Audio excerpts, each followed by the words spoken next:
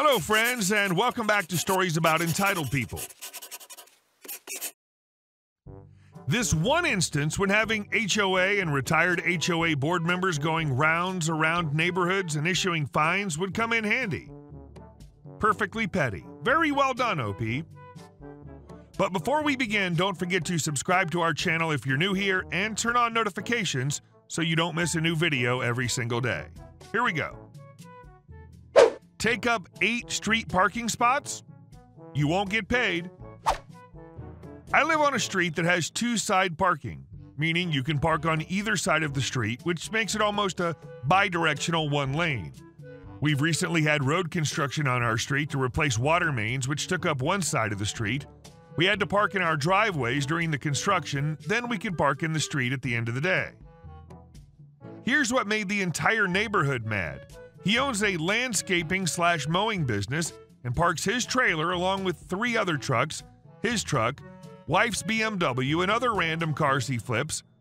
So we're fortunate enough to have 1 space to park our 2 cars in the driveway, but other neighbors do not who have older children with cars.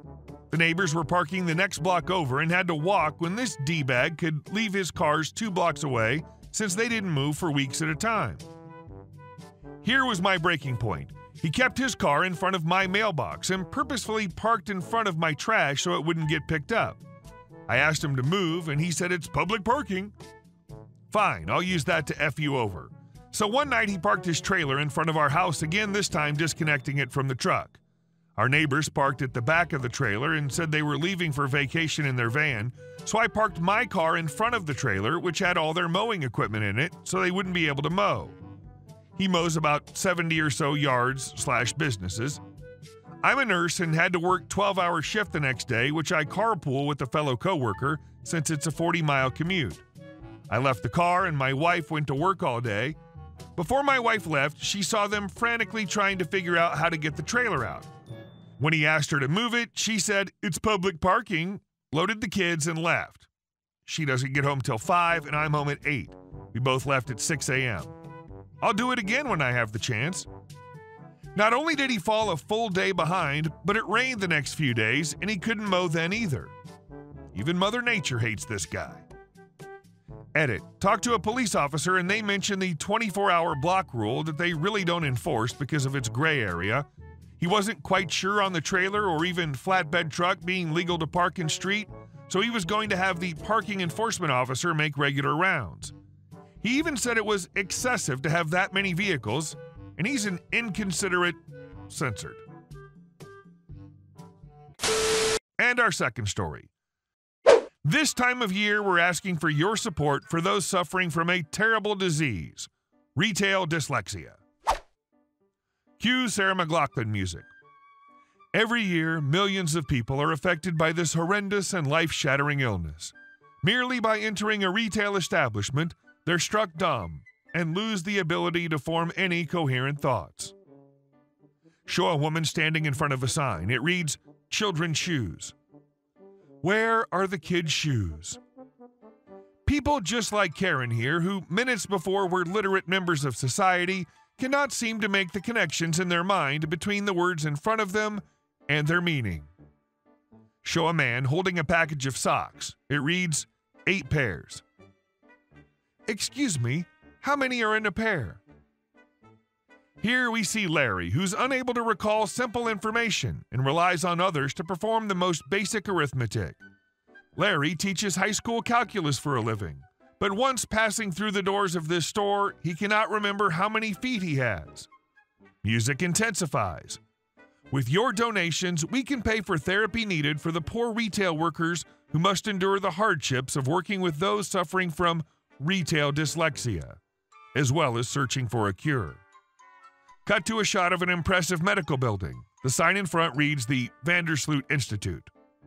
Cut to Dr. Vandersloot sitting behind a desk. Here at the Vandersloot Institute, we study the phenomenon of retail dyslexia, and we're trying to develop a treatment for those suffering from this affliction. It seems that upon walking past a pair of automatic doors, the IQ of the patient drops considerably. We're trying to narrow down the root cause. Is it fluorescent lighting? Linoleum floor tiles? Does the presence of shopping carts play a factor? Cut to a mock-up of a retail store. Mannequins stand in place of workers, and a team of researchers in white lab coats make notes on clipboards as a confused shopper wanders around looking for help. Our teams are hard at work trying to identify what triggers this mental phenomenon, but we need your support. Cut to a man in a chair. His face has been blurred out and his voice filtered to protect his privacy. Outside of a store, I'm a Harvard professor. I teach economics, for God's sakes. But once I go shopping, it's as if I can't read the signs. Once I had to ask the clerk why there was sales tax on my purchase. I remember being extremely indignant, insisting that I'd never heard of sales tax before. It was only in my car heading home that I realized what I'd done. Cut to a tearful celebrity stroking a small animal. The music swells to its peak. This time of year, incidents of retail dyslexia are at their peak. Please call the number at the bottom of the screen and donate now. Help those afflicted with this disease find an end to their suffering, and help those who have to handle them as part of their job. Thank you in advance. Fade to black, leaving the phone number for donations on the screen. The emphasis should be on the mental health of the retail workers, but this is the best thing I've read in a long time. And our next story. I want to build a privacy fence even though it would ruin the neighbor's view. Last year, we, family and I, bought a beautiful 1.5-acre property. We have a pond and old-growth trees, fruit trees, a creek, and lots of birds.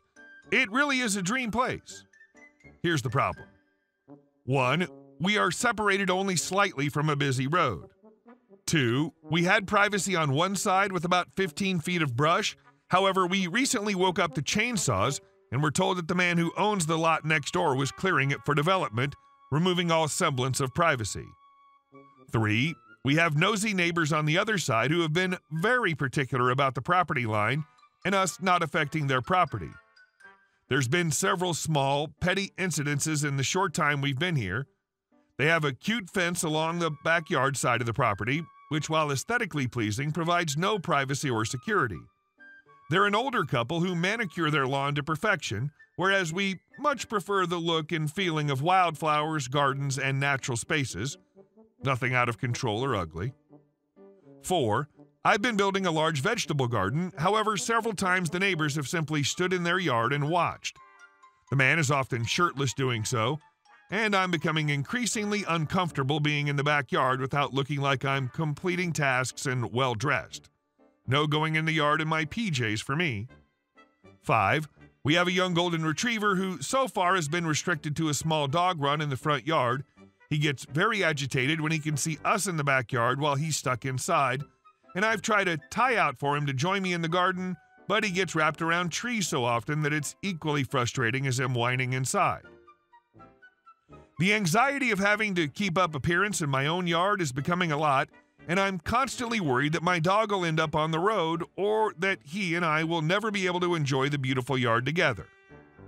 So, this recently sparked a conversation about forking out the money necessary to build a fully secure privacy fence around the property. We're limited to 6 feet in our county, which is enough for us. However, I'm concerned about how the act will come across to the neighbors. Our backyard is lovely, and it actually goes around the back of the neighbor's yard. They get a full surrounding view of our trees, pond, and subsequent pleasantness. If we build our privacy fence, it'd render their aesthetic fence useless, / odd-looking against another, taller fence. We would almost certainly be reducing the value of their home by removing the feeling of openness and views in their backyard. However, my dog would be free to enjoy the whole property, and our yard would feel private and secure. I don't want a forever soured relationship with them, but I'm also at a loss with figuring out another solution to the problems listed above. And our last story. I ignored the HOA in the house I rent. My friends Jess, Megan, and I rent a house. We're all recent college graduates, young professionals, and we're decent roommates to each other and decent neighbors, as far as I can tell. The house we rent is part of a homeowners association, and the way the laws work is that the HOA has a legal contract with the homeowner. and the homeowner who's leasing out a property has a legal contract with his tenants. But the HOA has no authority over the tenants legally. It's on the landlord to include the HOA rules in his lease with the tenants. Anyway, some of the HOA rules were in the lease, like only having cars parked in the garage and driveway, none on the street, and like no political signage in the front yard. But there were relatively few. The lease was pretty much your standard lease. Anyway, neighbors have come over several times to tell us about HOA laws we were breaking. Not just the same few neighbors, there have been like 8. For example, they said we could not have junker cars in the driveway, and I was like, it's not a junker, it runs. I drive it every day. Plus, you should be taking this stuff to landlord. He's the homeowner in your association. The guy went off on me about how having a car like mine around lowers the property value, and I was like, my agreement was with the landlord. My lease says nothing about what cars I can have. They don't like how my roommate has astrology wall tapestries over the windows instead of curtains, or how we have a fire pit outside, or how many friends we have over, even though we never break the rules about cars. Few of our friends drive. They told my roommate it's not allowed to do DIY projects like woodworking or car maintenance in the driveway, and told me about noise rules that do not line up with the city noise ordinance. They told my roommate her friends can't lock their bicycles up to the deck railing. Anyway, every time we tell these people that their contract is with the homeowner and our contract is with our landlord, we're following our contract, their contract is between them and the landlord. And they've complained that the landlord's hard to reach. He travels a lot, he's not communicative. And we're the ones living in the community, we need to follow its rules. Edit, to everyone saying, read your lease, it should say this or that. We've read the lease, it doesn't say a thing about HOA, even indirectly. My roommate also had a local lawyer look at the lease and the local laws. That's where I got the info about the laws in this post. I'm going to trust a lawyer who knows my area's laws. We can't get fines passed down unless they're for violating our lease agreement. We can't get evicted by our landlord if we pay our rent and follow the lease terms. The HOA can't evict us either. Hey guys, thank you all for watching the video. I'll see you in the next one.